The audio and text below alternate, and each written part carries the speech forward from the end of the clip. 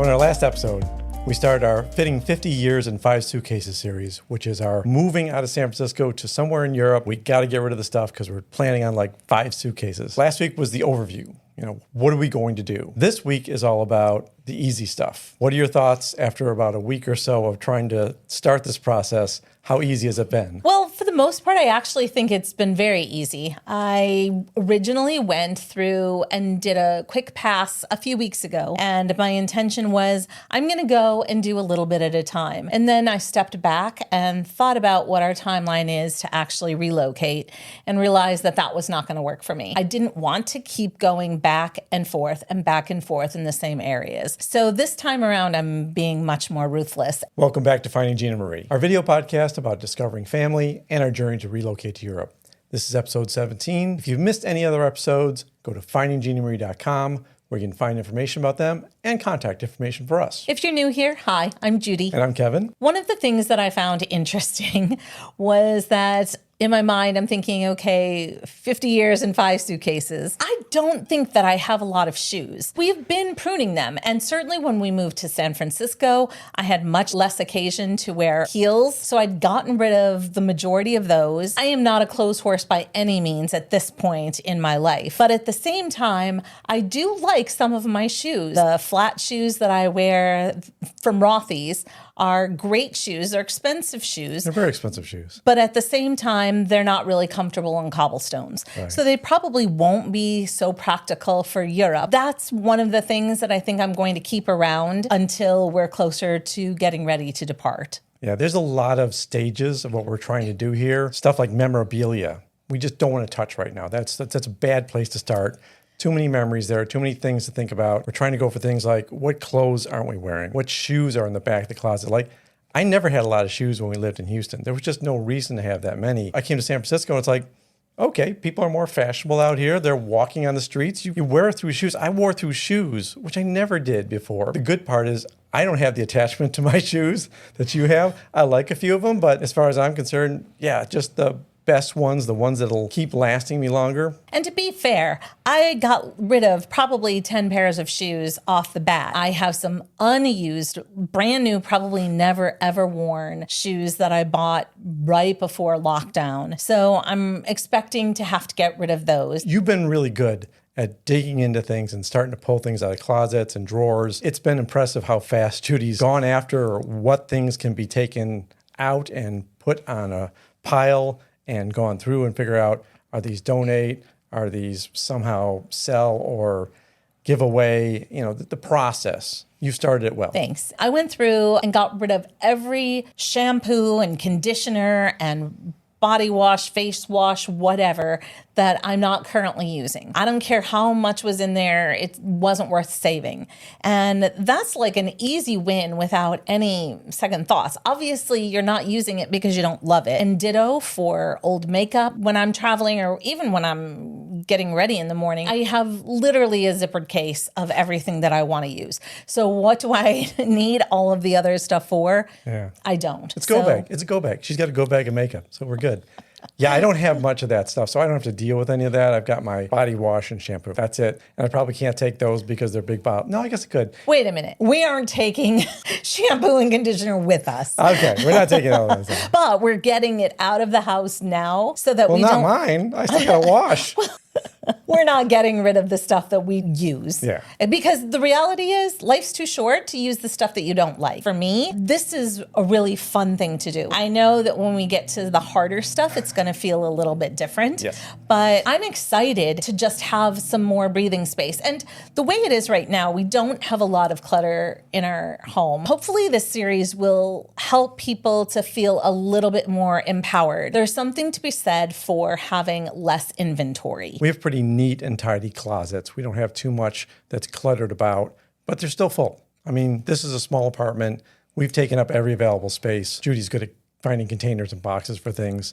So they're pretty well organized, but there are a lot of what's in that box situation that we have to go through still. We have many winter clothes? Do I need to have 12 or 15 different jackets? Now, maybe you keep 2 or 3. So the things that I love the most are the things that I'm holding on to. So what are the things that you've already cleared out that you consider the easy stuff? I'm looking at a pile of exercise wear.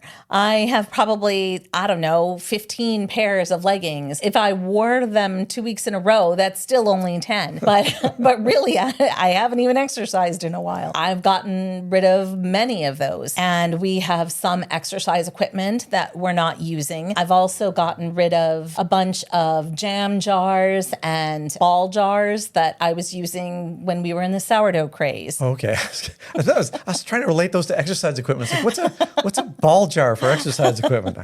Context switch. All right. Context switch. I'm here. I'm with you. Yes. I made arrangements to get rid of books. I love books. My favorite place, if I could be anywhere, would be in a library with a book. But I really have identified that I do much better with Kindle books that I can just take everywhere. There are books that I have as decor. They hold up pictures. They look pretty. Yes. But my intention is to get rid of those closer to the time that we're ready to leave. Otherwise, I've gotten rid of, I think 6 bags of books. Fun fact, books are one of the heaviest things that you can bring. Yeah, whenever you pack books, they're always in the smallest box. Don't pack books in the big boxes. We will die trying to lift it. One of the things that I like to collect on some of our travels are books. And so there's probably 6 or 8 special books. As we're thinking about 5 suitcases, you kind of just make harder choices. Yeah, and books are always wanted by places like libraries. So we're using Friends of San Francisco Library. The problem is that they like to schedule appointments so they can look through the books. It's like, all right, I'd like to have them out of here today, but I guess they're going to hang around for another week or 2 until we get that appointment. So as much as we can, we're trying to find the right spot for these donations. This 5 suitcases is a really great trick for us. Yeah, and there was a bunch of physical media like CDs and DVDs, things that we just haven't looked at because we have Apple TV and all the media is digital. We do have a DVD player, but we just don't pull that out. It's not even connected to the TV. It's just not something we use every day, and that triggers right away. If we're not looking at this stuff, if I had to find it down in the bottom of a drawer or behind a bunch of books, it's obviously not good to keep. So we also got rid of 5 or 6 vases, plus a couple of pots for plants that I've bought and never put a plant in. They will bless somebody else's home. I use an app called OfferUp, which is good in a city like San Francisco. You put up something, you describe it, you put pictures on it, and then you set a price. Like we had a whole bunch of tennis rackets from many, many years ago that we haven't used. And I just said, whoever wants these, they're free. And quite a few of the little knickknacks and decorations, those were free too. And you immediately can get rid of those. People jump on that kind of stuff. It gets harder and harder to sell some of the bigger things. So we're starting off with the quick and easy stuff that we can get out there and not worry about making money on them. But like you said, hopefully somebody gets some enjoyment out of this, some pleasure out of it, and it's not going in a landfill somewhere. And I know even just having gone through the first pass of my closet, I went ahead and got rid of things that either don't fit or I don't like wearing them for whatever reason. The color was wrong or whatever. And then all of the accompanying hangers and just even being in our closet right now feels a lot nicer than it did previously. We still have clothes under our bed to get rid of. I have a big armoire for jewelry case that we're also getting rid of. I have a clothes that I haven't touched yet. I have a whole bunch of clothes that are pushed in the back of the closet that I know I can get rid of because I have not worn them because I don't feel like reaching back there to try to get to them. So they're easy picking, but we're also trying to document all this so we can show you what we're going through and the things we're bumping up against. So we're not just taking everything out and getting rid of it immediately. We're being careful about, did we document this? Did we take some video of it? And try to entertain you with our struggles. We're trying to get things out of our apartment as quickly as we can so that we don't kind of feel like we're bombarded by our stuff. I've got a couple of curling irons. We know moving overseas, we're going to have issues with electrical outlets. Yeah, all our electronics that are computers and Apple devices or similar, they all can take both voltages, but none of the curling irons or I don't even think your hairdryer. Well, but I need it for right now. Sure. So I'm keeping it. Yeah, but all this stuff has to go eventually because they just don't match European voltage. And that's why this is the easy episode, because it's the stuff we're not using every day that we really won't miss. In fact, an ice cream maker, spare grinder, and a frother. Really, they're just taking up space. So bye-bye. Bye-bye. We also are getting rid of a bunch of our linens for our dining room table, which we don't know what kind of table we're going to have, but chances are they're not going to fit. I am also taking some of my kitchenwares, light things. We'll see. So that will be a suitcase. That will be at the end of the line. If it fits in the suitcases, it'll come. Well, so for the amount of cooking that I do, there are certain utensils that we'll see. We'll Stay see. tuned. Yeah, stay tuned. That could end up not happening. Bookmark this for later. We double team it. So it's more fun for me to identify the things that we want to get out of our apartment. But it's easier for me to do that when he's the one who goes ahead and buys, sells, or donates. Or he does no buying. No buying. I was going to say, what am I buying? No, I take photographs. I try to stage things. If we can constantly be handing stuff out, it saves us from piling everything into a car that we have to rent and then taking it to a donation spot.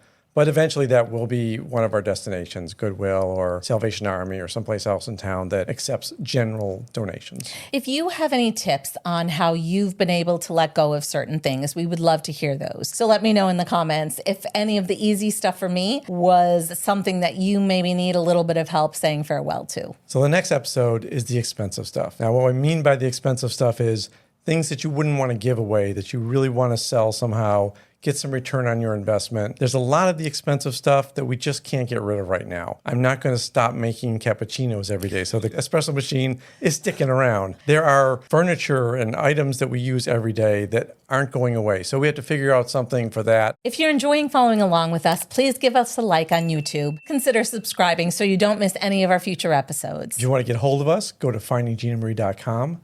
There's contact information. You can hit us up on Twitter or send us an email. Until next time. Until next time.